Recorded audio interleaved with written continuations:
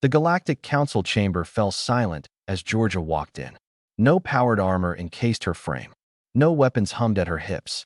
No shield generators flickered around her small form. Yet every predator species in the room, the towering Vrexian hunters, the serpentine Colossus assassins, the armored Threxian warriors, all took an instinctive step back. Rowan noticed it immediately. He'd seen this reaction before, countless times across 100 worlds. The galaxy's apex predators, beings who had conquered star systems and brought civilizations to their knees, all shared the same primal response when they encountered an unarmed human: fear. "The human delegate has arrived," announced the Vrexian chancellor, his triple-jointed legs trembling slightly despite his 3-meter height. His scales, normally a proud crimson, had paled to a sickly pink. Georgia smiled politely and took her seat beside Rowan at the human delegation table. She wore simple, diplomatic robes, carried nothing more threatening than a data pad. Yet the air in the chamber had changed. Predators who moments ago had been posturing and threatening now sat rigidly in their seats, their various sensory organs fixed on the human female. "Shall we begin?" Georgia asked, her voice soft and measured. The Kalos representative, a creature that had personally led raids on 17 colonies, actually flinched at her tone. His forked tongue flickered nervously, tasting the air, searching for some chemical signal that might explain his species' ancient fear. Rowan suppressed a smile. He'd studied xenobiology for 15 years before joining the diplomatic corps, and he'd written 3 papers on this exact phenomenon. The galaxy's predators all possessed sophisticated threat assessment systems. Millions of years of evolution had taught them to identify danger instantly. Humans triggered every single one of those systems simultaneously. It wasn't magic. It wasn't pheromones. It was something far more fundamental. "The Threxian Empire protests the human expansion into the Outer Rim," growled Ambassador Kreth, his mandibles clicking aggressively. He wore full ceremonial battle armor, each plate engraved with the death count from his military campaigns. "You have no right to those worlds. We claim them by right of conquest." Georgia tilted her head slightly, studying the massive insectoid warrior. The gesture was casual, almost friendly, but Kreth's compound eyes darkened with instinctive alarm. "Ambassador Kreth," she said calmly, "the worlds in question were uninhabited. No conquest was necessary. We simply arrived. You walk where apex species hunt."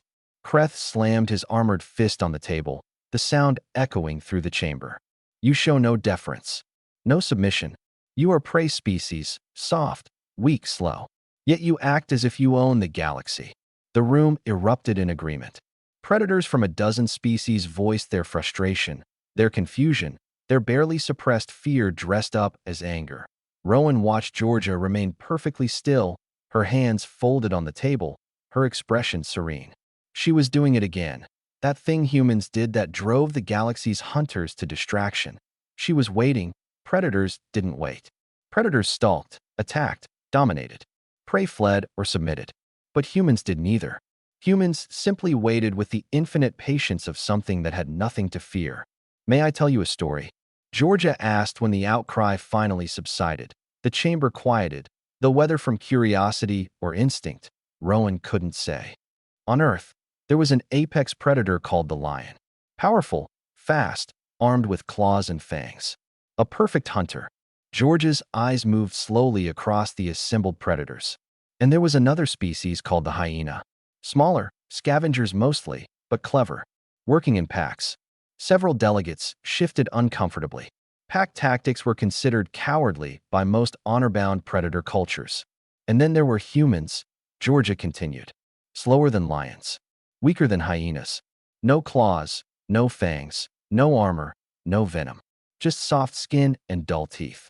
She held up her hands, showing her blunt nails. "Pathetic, really." "Then how did you survive?"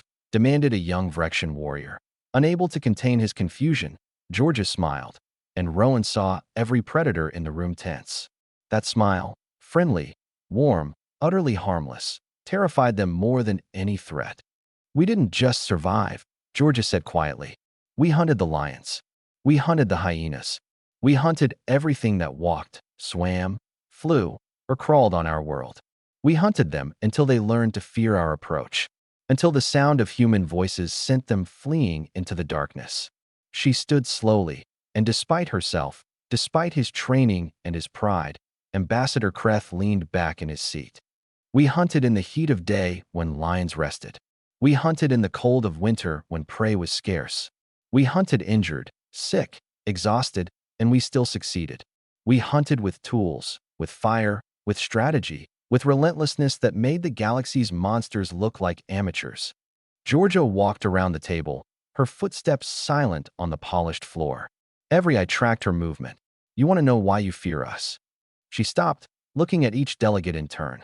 It's because your ancestors, every single one of them, encountered something like us on their homeworlds. Something that didn't have claws, but carried weapons. Something that didn't have armor, but wore skins. Something that wasn't faster, but never stopped chasing. Something that turned your ancestors' advantages into liabilities. Rowan could see understanding dawning in their alien eyes. The Vrexians had their persistent ones. The Kalos had legends of the patient death. The Threxians told tales of the unending hunt. We are endurance predators, Georgia said simply. We don't have to be stronger or faster. We just have to outlast you. And we always do. She returned to her seat, folding her hands once more. Now, about those Outer Rim worlds. I believe we were discussing peaceful coexistence. The vote was unanimous. The Outer Rim territories would remain human colonies, with full galactic recognition. As they left the chamber, Rowan glanced at Georgia. You enjoyed that. Perhaps a little, she admitted, her eyes twinkling. But someone has to remind them why humanity earned its place here. Behind them, in the council chamber, predators from across the galaxy sat in stunned silence, finally understanding the truth their instincts had been screaming since humanity first walked among the stars. The most dangerous predator doesn't need armor or weapons. It just needs patience, intelligence, and the absolute certainty that no matter how far you run, it will find you. And humans had all three in abundance.